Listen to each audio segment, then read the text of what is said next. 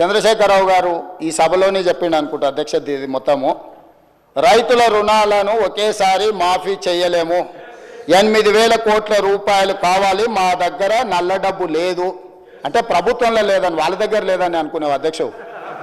Swiss bank కూడా అప్పియగలిగినంత శక్తి వచ్చింది అధ్యక్ష.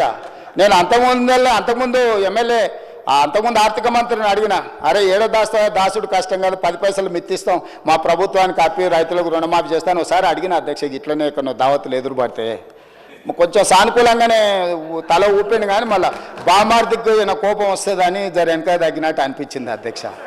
ఇవాళ ఈ రాష్ట్రం ఉన్న 7 లక్షల కోట్ల అప్పు కూడా కట్టాలంటే ఏం లేదు అధ్యక్ష. వాళ్ళకిన ఒక్కసారి మన దిక్కు చూసిరంటే రాష్ట్రం అప్పంతా కట్టొద్దు అధ్యక్ష, ఎందుకంటే అంతా అక్కడికే చేరింది కదా.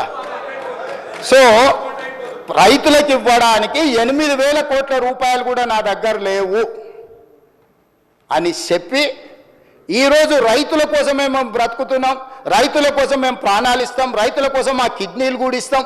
ఏంది అధ్యక్ష, మీరు ఒకవేళ ఇచ్చినా కూడా మీకున్న షుగర్ లెవెల్స్కి అవి పనికిరావు అధ్యక్ష. ఒకవేళ మీరు ఇద్దామని ముందుకు వచ్చినా ఆ పరిస్థితి లేదు తీసుకోవడానికి. సో మీరు ఏం చేసిండ్రో వెనక్కి తిరిగి చూసుకోకుండా ఎందుకు అధ్యక్ష నాకు ఈ పాపం, నాకు ఈ శిక్ష, మీరు చేసిన పాపాలన్నీ నేను చదవాల్సి వస్తుంది అధ్యక్ష. ఇది నాకు శిక్షలాగా అయిపోయింది, ఈ శిక్ష నాకు వద్దు అధ్యక్ష. నేనేమంటున్నా అంటే నేను ఒక పాజిటివ్ దృక్పథంతో ముందుకు వెళ్ళాలనుకుంటున్నా. కాబట్టి దయచేసి రుణమాఫీ చేస్తే సరిపోతుందా, జీతాలు పింఛన్లు ఇవ్వద్దా? ఇప్పటిదాకా ప్రభుత్వ ఉద్యోగస్తులకు కూడా ఇవ్వండి, లక్షల కోట్ల జీతాలు వచ్చేటోళ్ళకి ఇవ్వండి, ఐఏఎస్లకు ఐపీఎస్లకు కూడా ఇవ్వండి, టాటాలకు బిర్లాలకు కూడా ఇవ్వండి. ఆయన దోస్తు అదానికి ఆయనకు ఫ్లైట్ ఇచ్చి దావత్ చేసుకుని అదానికి ఏమంటాడు? ఇటలీ నుంచి నిన్నమన్న యునైటెడ్ కింగ్డమ్ నుంచి వచ్చింది కదా ఎఫ్ఈఓ సిఓ కూడా ఇక్కడ భూమి కొంటే ఆయనకు కూడా ఇవ్వమంటాడు. ఎట్లా ఇంత బాధ్యత లేకుండా ఇట్లా మాట్లాడుకుంటూ పోతే ఇది ఏ రకంగా సమంజసం అధ్యక్ష? అదేవిధంగా అధ్యక్ష, అందుకే అదేవిధంగా అధ్యక్ష ఈరోజు నువ్వు ఎంత అరిసినా ఆయన నీకేమి ఇయ్యాడు. ఇప్పుడు నువ్వు ఆయన పేరు ఎంతో తలుచుకున్నా పాపం ఇప్పుడేం వరం ఇచ్చేటట్టు లేడు. సో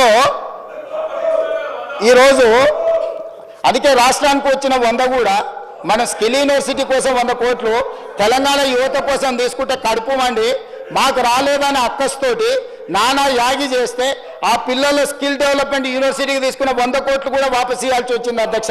ఇది రాష్ట్రానికి నష్టం, నాకేం నష్టం అధ్యక్ష?